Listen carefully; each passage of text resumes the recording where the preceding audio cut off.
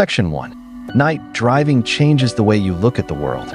Highways that seem ordinary during the day become endless black corridors where one pair of headlights can feel like the only sign of life for miles. But every truck driver has at least one story they never forget. Mine happened deep in the California desert, and even now, years later, I still wonder what really happened inside that abandoned gas station. I had been driving trucks since I was 25. Long-haul deliveries were my routine, and I had crossed California more times than I could count. Most nights were predictable. The engine hummed, the tires sang against the pavement, and the miles disappeared beneath the truck. Occasionally, I'd see abandoned buildings, broken down vehicles, or strange people wandering where no one should have been. Usually, there was a reasonable explanation. This trip felt different from the start. I was hauling a trailer packed with wooden furniture from one side of California to the other. Because I had gotten a late start, I already knew darkness would swallow most of the journey. The route cut through vast stretches of open desert where the road stretched perfectly straight for miles. There were almost no towns, almost no lights, and almost no traffic. The isolation gave me confidence. With so little traffic, I could safely keep a slightly faster pace than I normally would. Hours passed with nothing but empty highway ahead. Then I noticed something. Far in the distance, two blinking red hazard lights floated in the darkness. At first, they looked almost unreal, like tiny stars resting on the road. As I closed the distance, I realized a car was stopped on the shoulder. Because I was moving quickly, I had to brake much harder than expected. The trailer shifted slightly behind me before the truck settled to a stop. The vehicle was an old black Chevy Impala parked partly in the dirt beside the highway. Its hazard lights flashed steadily into the empty desert. No other vehicles were around. No buildings were visible. No people stood outside. I sat there for a moment, staring through my windshield. Then I climbed out, figuring someone might simply need help. Section 2. The desert air hit me immediately. It was surprisingly cold, carrying that strange nighttime silence you only find far away from civilization. There wasn't a single sound besides the clicking of the Impala's hazard lights and the quiet ticking of my truck's cooling engine. I walked over and knocked firmly on the driver's window. Nothing. I knocked again, louder this time. Still no response. The windows were darkly tinted, so I leaned closer until my face was nearly against the glass. After letting my eyes adjust, I realized the driver's seat was empty. I checked the passenger seat. Empty again. Then I circled the car, looking through the rear windows. Not a single person was inside. That immediately felt wrong. If the driver had walked away, where had they gone? Out here there wasn't another building, another vehicle, or another light for miles. I slowly turned toward the darkness surrounding the highway. The beam from the car's hazard lights barely reached 20 yards before being swallowed by blackness. Something about the place made me hesitate, but I couldn't bring myself to leave without checking. Back at my truck, I opened the toolbox beneath the passenger seat and grabbed my heavy-duty tactical flashlight.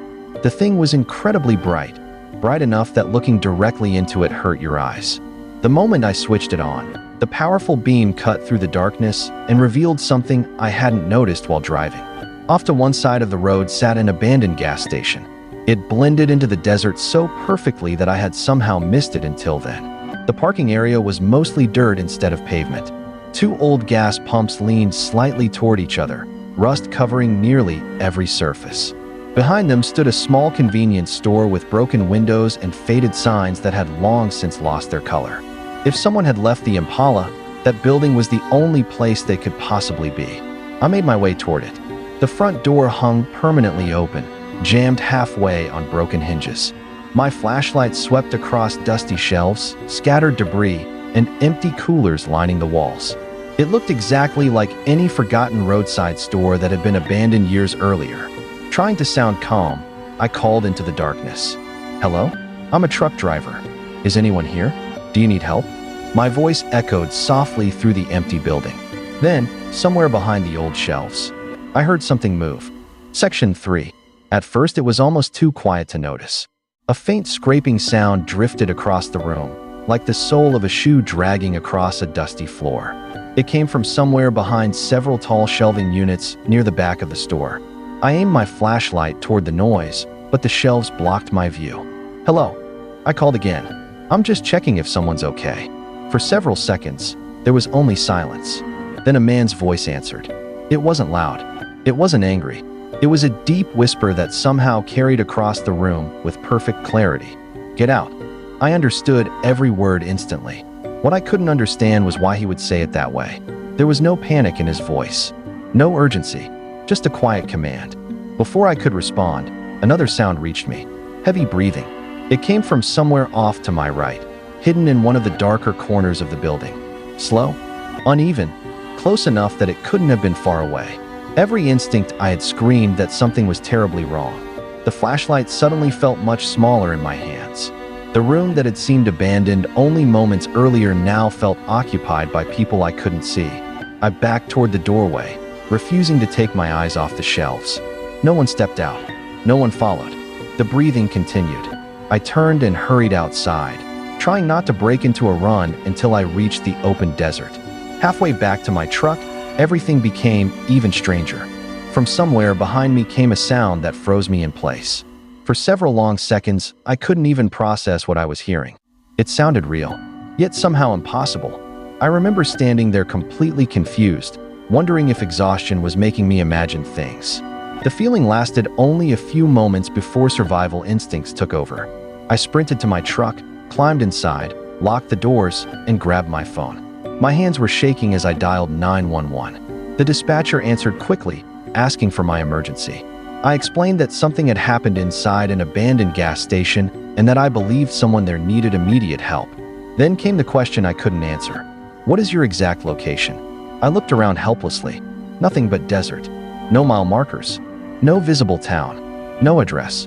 All I could tell them was that I was stopped beside an abandoned gas station somewhere along a lonely desert highway.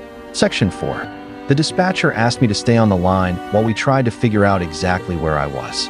I kept scanning the empty highway through my windshield, hoping I'd spot some kind of landmark. Instead, something else happened. Without warning, the Chevy Impala's brake lights glowed red. I stared in disbelief. I hadn't seen anyone approach the vehicle. I hadn't heard a door open. 1 second it had been completely empty. The next, its engine roared to life. The car accelerated away from the shoulder, tires throwing dirt behind it before disappearing down the highway into the darkness. For a moment, I simply sat there, unable to understand what I'd just witnessed. Had someone been hiding nearby the entire time? Had they been inside the building while I was there? Or had they somehow slipped back into the car while my attention was fixed on the phone? The questions raced through my mind. Still speaking with the dispatcher, I made a decision that even now I'm not sure was smart. I grabbed my flashlight and went back into the abandoned store. This time I walked much farther inside. The flashlight beam swept across empty shelves and broken counters before reaching the back section, where I'd heard the whisper and the breathing. Then the light stopped. On the dusty floor lay a fresh pool of blood. Bright, wet, completely out of place inside that forgotten building. I felt every hair on my arm stand up. There was no body, no weapon, no movement, just blood. I immediately told the dispatcher I believed I had stumbled onto a crime scene. She instructed me to leave the building immediately and wait outside until officers arrived. Those minutes felt endless. Every breeze sounded like footsteps. Every shadow looked as if someone were standing just beyond the reach of my flashlight. I couldn't stop staring down the highway where the Impala had vanished. Whoever had driven away knew I had been there, and they knew exactly what I might have seen. Section 5. Eventually, the flashing lights of several state trooper vehicles broke through the darkness, turning the deserted highway into a sea of red and blue reflections. Relief washed over me, but it didn't erase the feeling that something terrible had happened only minutes earlier. The officers secured the abandoned station before carefully searching the building and the surrounding desert. When they finished, they began asking me questions. What did the driver look like? Did you see anyone leave the building? Did you catch the license plate? I hated every one of those questions because I had almost nothing to give them. All I could tell them was that the vehicle had been an early 2000s black Chevy Impala. I explained how I had checked every seat and found it empty. I described discovering the abandoned gas station, hearing the scraping noise, the deep male voice quietly telling me to get out, and the heavy breathing hidden somewhere in the darkness. Then I told them about the sounds I'd heard while leaving the building and how, moments later, the Impala had suddenly driven away. Finally, I described finding the fresh pool of blood.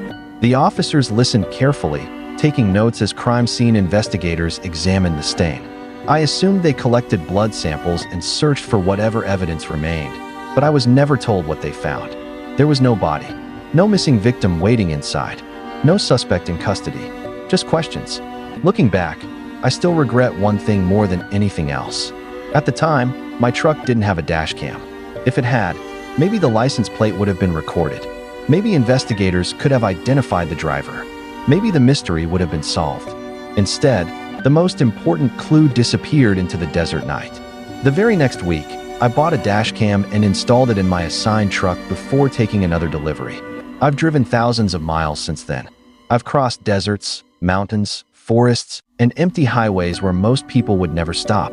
But whenever I pass an abandoned building after dark, I think about that lonely gas station, the whispered warning, the unseen breathing, the fresh blood on the floor, and the black Chevy Impala that somehow drove away after I was certain no one had been inside. Some experiences never leave you.